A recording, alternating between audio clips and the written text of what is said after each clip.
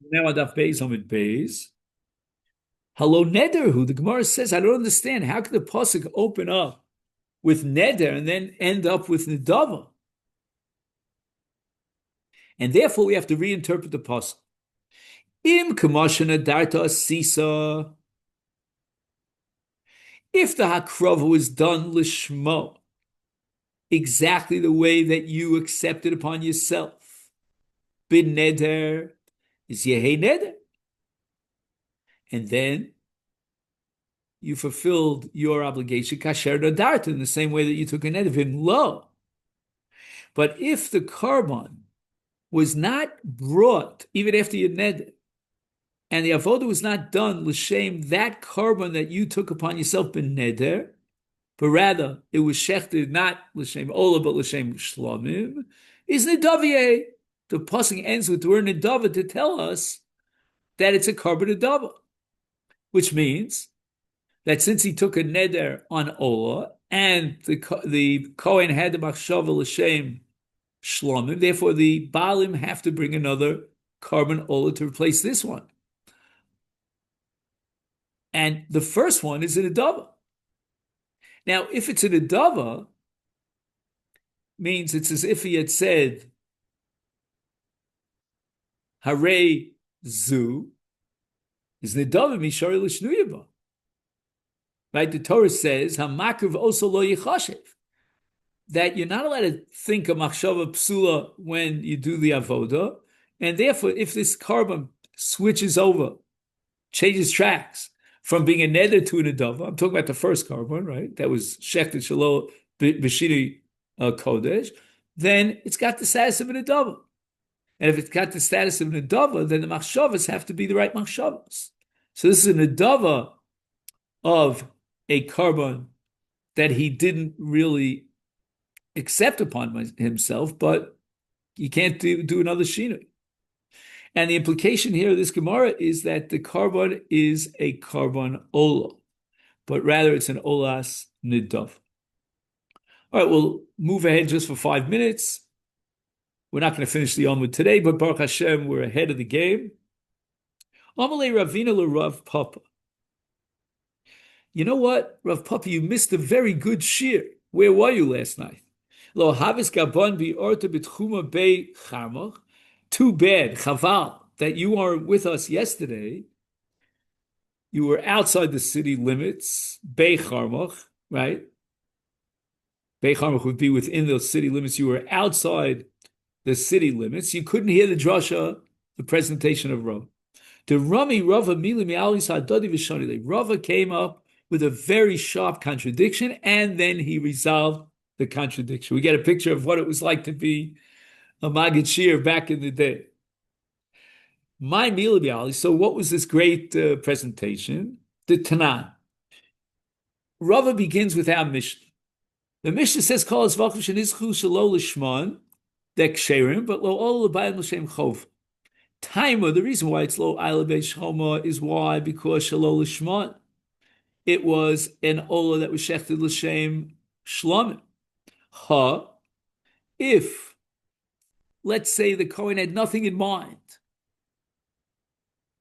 They still have those comic books, Jughead, he had nothing in mind. Silch, his mind was totally like a robot. He was just shechting. He didn't know what it was. He couldn't care less. He was. Is then stama. The only reason why the Mishnah says that it's not Ol L'Shem Bayil L'Shem Chov is because the Kohen had in mind L'Shem Shlomim. But if he didn't have in mind L'Shem Shlomim, nor L'Shem Ola, we don't require a positive Kavanah L'Shem Ola. And if his mind is completely empty, we have to exclude. If he has the Kavanah of Shinui Kodesh, he has the wrong Kavanah L'Shem Shlomim instead of L'Shem Ola, that's a problem. But the implication of the Mishnah, says Rava, is that even if he had nothing in mind, it would be fine. Alma, Nami, Kilishman Dami. Stama is Kilishma. And we'll soon see, not today maybe, but tomorrow, that this has ramifications in many cases. Like, for example, in get. You have to write a get lishma for the purpose of the Baal and the Isha. What happens if he had nothing in mind? Stama. Is there a principle of stama lishma? Our Mishnah here at the beginning of Zevachim is predicated, says Rava, on the principle of stama lishma, which means that lishma is not a positive command, it's only to exclude a negative of shalol lishma, reminu. But I don't get it. The Mishnah Gittin, with regard to writing a get shalol lishma, says kol I get shenichtav shalol l'shem isha pasul, and stama nami pasul. In Gerushin, where the Torah says v'kosav l'sefer krisus, and Chazal say v'kosav law means lishma, you have to write the get for the purpose of Rachel bas Ruven, and instead he didn't have in mind for Rachel, the wife who's getting divorced, then even if he had in mind nothing, there's a positive requirement that the sofer write the get lishma. And if he doesn't write the get lishma, he has a machsheva stama, just that, nothing is in his brain, nami pasul. So why is it that in Kachim we're going to say stama lishma, and in get we'll say shalo stama lishma? Vishani and Rava came up with a brilliant reconciliation. Zevachim stama lishma owned it. Isha stama lav legerish no midas. Now, on this line of Rava, there's Torahs.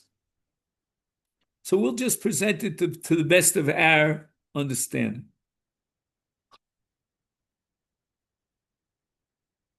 When you designate a korban and you say, Harei alai ola, harezu ola, the korban itself takes on a new identity.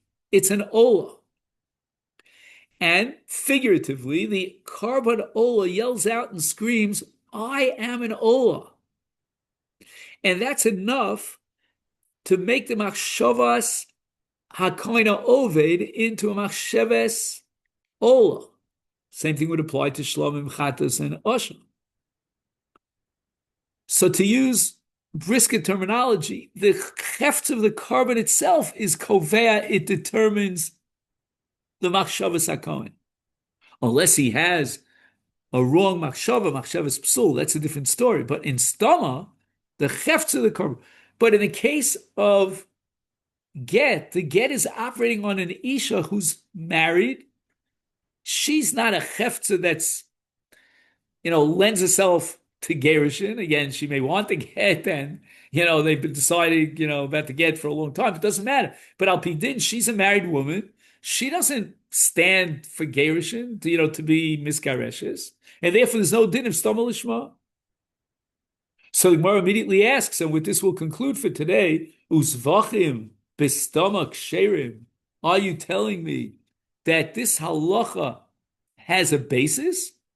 How do you know that just because he designated as such, as an ola, that itself is kovea the machsheves hakohe? Minon, how do you know such a thing? And the Gemara says that you're going to derive from our Mishnah. If you're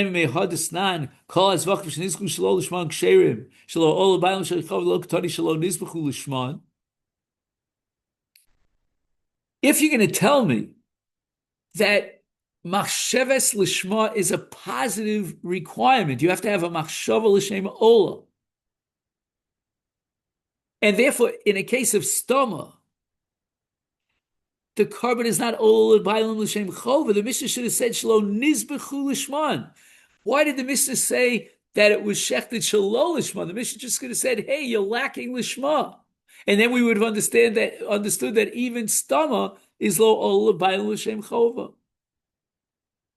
And the Gemara rejects it and says, "L'gabi get nami haktani kol haget shenichtav shelo l'shem isha pasul." In get, where you claim that stoma is not considered lishma, it doesn't say that kol get shelo nichtav lishma pasul, but rather it says kol get shenichtav shelo l'shem isha pasul.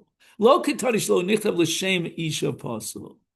And therefore, the Gemara says we're going to have to find another Mishnah to establish that stama lishma. You can't prove anything from the fact that it says kol hazvachim Shenizbechu shelo lishma, implying that stoma is kosher, because even in get it says get shenichtav shelo lishma is possible, even though we know that in get stoma is also possible. Ella, and that's where we'll pick it up in Mitzvah Shem tomorrow with the word Ella, and we'll try to see if we can find a Mishnah here in Zevachim a little bit later on to prove that stoma lishma in Kodesh. So Baruch Hashem Shezachinu, we have a Hakdama, a bit of an introduction to Maseches Zevachim, and we'll continue tomorrow, same time, same place. Thank you so much.